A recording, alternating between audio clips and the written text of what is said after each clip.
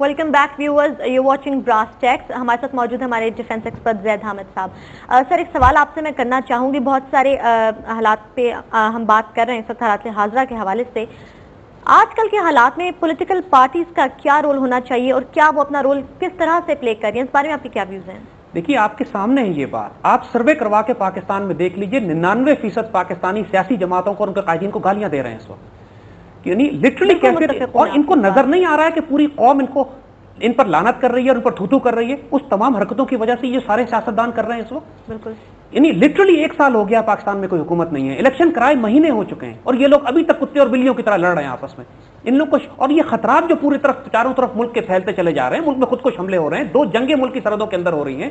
Indian और Israelites और Mossad और अफगान हुकूमत मिलकर पाकिस्तान को हिस्से बखरे करना चाह रहे हैं। हमारा न्यूक्लियर प्रोग्राम थ्रेट में है, ISI को कंट्रोल करने की कोशिश की जा रही है, पाकिस्तान आर्मी पर प्रेशर डाले जा रहे हैं। इस सारी सूरत हाल में इन लोगों को नजर नहीं आ रहा है कि किस तरीके से बाहर की दाखिली ताकतें, खारजी ताकतें जो है पाकिस्तान के दाखिली मामलात में दखल देकर पाकिस्तान की रियासत को नुकसान पहुंचाना चाह रही है, और ये अपने छोटे छोटे मामलात के ऊपर जिनकी कोई हैसियत नहीं है आपस में झगड़ रहे हैं। पाकिस्तान को इस वक्त एक मजबूत मरकज की जरूरत है।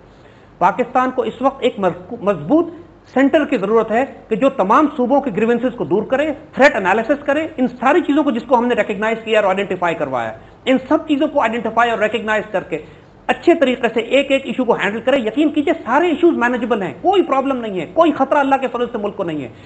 बहुत सारी चीजें सिर्फ ऑर्केस्ट्रेटेड हैं। उस बड़े CIA खेल का हिस्सा है ये कि पाकिस्तान में फूड क्राइसिस, एनर्जी क्राइसिस ये क्रिएट किए जाएं। इनके एसेट्स अब ताकतवर जगहों पे बैठे हुए हैं। पाकिस्तान को इस वक्त जो स्ट्रेटेजिक पोस्ट पे लोग बैठे हुए हैं, इसमें खासे लोग अनइलेक्टेड हैं। जो क्राइसिस क्रिएट किए जा रहे हैं फूड के या एनर्जी के क्राइसिस, इसका मतलब है ये असल में इनकी कोई बेस नहीं है। ये तमाम चीजें बहुत आसानी से हैंडल की जा सकती हैं।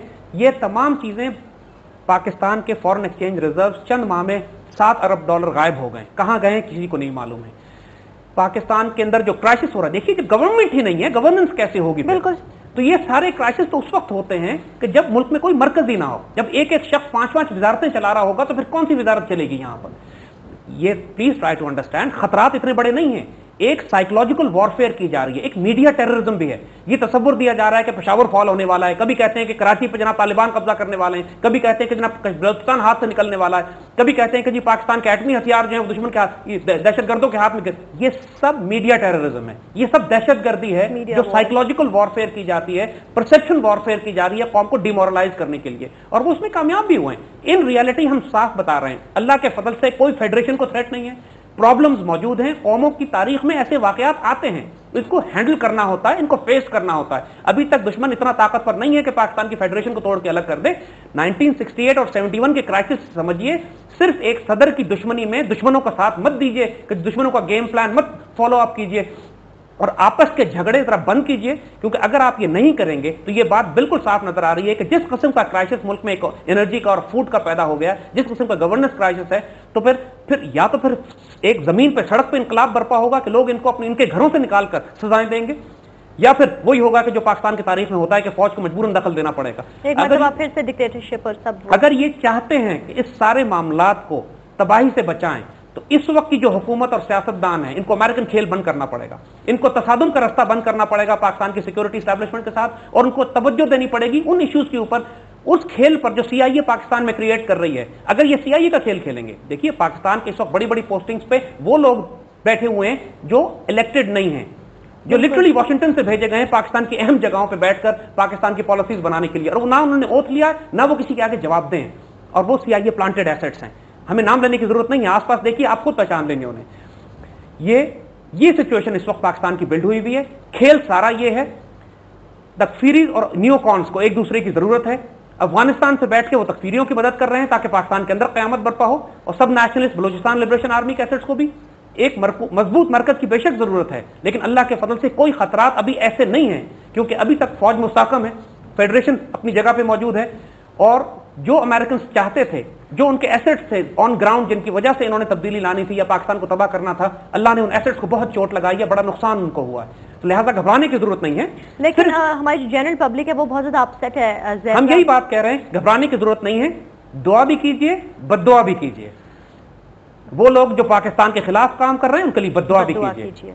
اور پاکستان کی سلامتی کے لیے دعا کیجیے. اللہ کے فضل سے کوئی حالات ایسے برے نہیں ہیں, مایوس ہونے کی ضرورت نہیں ہے. آج ہم نے سارا کھیل کھول کے رکھ دیا ان کا سامنے, اور اب پاکستان کی سیکورٹی اسٹیبلشمنٹ کو اور پاکستان کے سیاستدانوں کو دونوں کو اپنی ذمہ داری پوری کرنی ہے کہ آپس میں تصادم کرنے کے بجائے مل کر بیٹھیں اور پاکستان کے انٹرسٹ کو دفاع کریں, اور جو انڈین, اسرائیلی اور موساد اور افغان کھیل پاکستان کے خلاف ہو رہا ہے اس کو کاؤنٹر کریں, آپس میں لڑ کر دشمنوں کو موقع نہ دیں. زید صاحب, دس از اے ویری کمپریہنسو انالیسس, لیکن میں جاننا چاہوں گی کہ اب پروگرام کے آخر میں پاکستانی قوم کے لیے آپ کا کیا میسج ہوگا؟ دیکھیے, پاکستانی قوم سے ہم یہ بات کہیں گے کہ اگر آپ مایوس ہو گئے اور خوفزدہ ہو گئے تو اس کا مطلب ہے کہ دشمن کا پروپیگنڈا جیت گیا. اگر آپ آپس میں الجھ گئے, آپس میں لڑ پڑے, آپ نے اگر کراچی میں اور سندھ میں پختون اور اردو سپیکنگ مسلمانوں کے لیول پر جنگ شروع کر دی, اور اگر آپ نے پاکستان کے اندر شک کرنا شروع کر دیا کہ پاکستان کی ریاست ٹوٹ رہی ہے اور پاکستان کی ریاست الگ ہونے والی ہے اور یہ پاکستان رہنے کی جگہ نہیں ہے, تو اس کا مطلب ہے کہ دشمنوں کا پروپیگنڈا جیت گیا. دیکھیے, ہمارا ایک ہی گھر ہے. دس از دا پلیس جہاں ہم پیدا ہوئے ہیں, جہاں ہم نے رہنا, جہاں ہم نے مرنا, اور ہمارے بچوں کا بھی یہی گھر ہے. اس ملک کے لیے ہم لڑیں گے بھی, اور اس ملک کے لیے ہم ہر طرح سے اسٹینڈ بھی لیں گے اور ہر قربانی بھی دیں گے. لہٰذا یہ وقت آزمائش کا ہے, لیکن اللہ کے فضل سے حالات کوئی اتنے آپے کے باہر نہیں ہے. کوئی 1971 یہ نہیں ہے کہ ملک ٹوٹ کے الگ ہو رہا ہے, اور یہ جس طرح کی پرسپشن میڈیا میں دی جا رہی ہے, یہ دشمن ہماری پرسپشن دینے کی کوشش کر رہے ہیں.